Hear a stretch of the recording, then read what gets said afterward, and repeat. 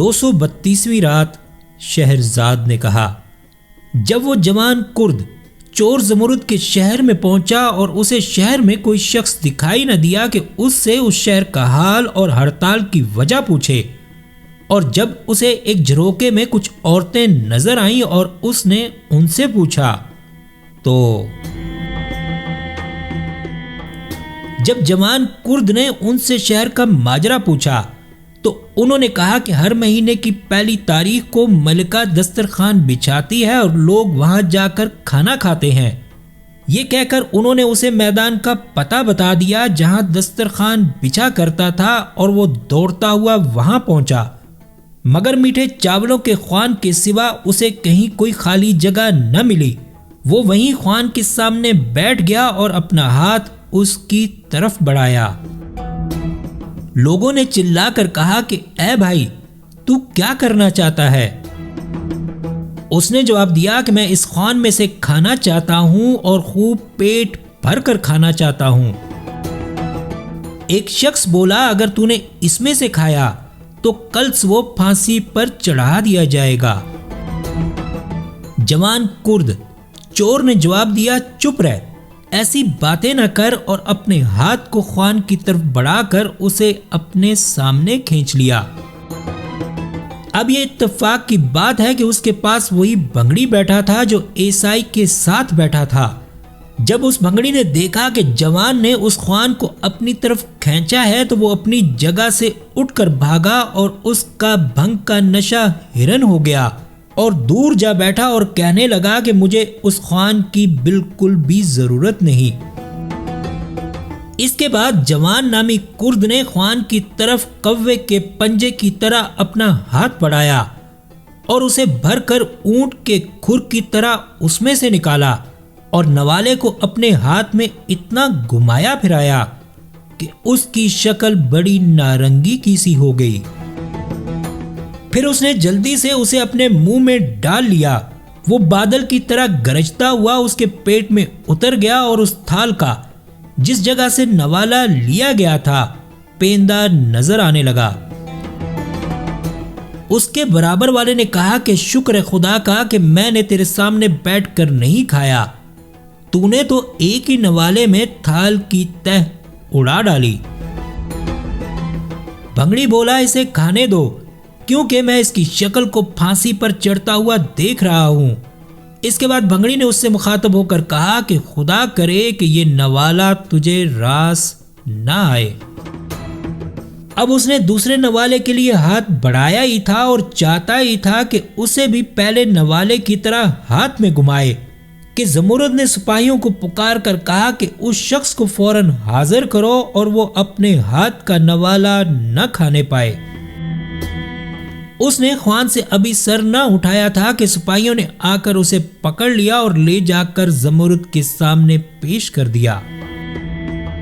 لوگ اسے برا بھلا کہنے لگے اور آپس میں چہ میں گویاں کرنے لگے کہ وہ اس سزا کا مستحق ہے۔ ہم نے اسے نصیحت کی تھی لیکن اس نے نہ مانی۔ اس جگہ پر جو بھی بیٹھے گا اس کا انجام قتل ہوگا۔ یہ چاول اپنے کھانے والے کے لیے نحوست لاتے ہیں۔ اب جب اسے زمرد کے سامنے پیش کیا گیا تو اس نے پوچھا کہ تیرا نام اور پیشہ کیا ہے اور تو ہمارے شہر میں کیوں آیا ہے؟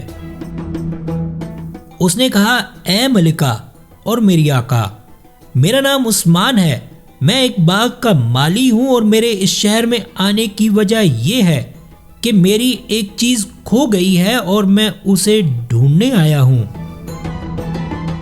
زمرد نے کہا، لاؤ تو ذرا رمل کی تختی، اور لوگوں نے فوراً لا کر پیش کر دی۔ اب اس نے قلم لے کر تختی پر رمل کی شکلیں بنائیں اور ان پر تھوڑی دیر تک غور کرتی رہی۔ پھر اس نے سر اٹھا کر کہا، اے خبیث، لعنت ہو تجھ پر، تو بادشاہوں کے آگے جھوٹ بولتا ہے۔ رمل سے مجھے معلوم ہوتا ہے کہ تو کرد ہے اور تیرا نام جوان ہے اور تو چور ہے، لوگوں کا مال دھوکے سے چراتا ہے اور ایسے شخص کو قتل کرتا ہے جن کا قتل خدا نے بغیر کسی گناہ کے حرام کیا ہے۔ یہ کہہ کر اس نے اسے ڈانٹا اور کہنے لگی کہ او بدماش، اپنا حال ٹھیک ٹھیک بتا ورنہ میں تیرا سر کاٹ کر پھینک دوں گی۔ زمرد کی باتیں سن کر اس کا رنگ زرد پڑ گیا اور اس کے دانت دکھائی دینے لگے اور اسے گمان ہوا کہ اگر وہ سچ کہہ دے گا تو چھوٹ جائے گا۔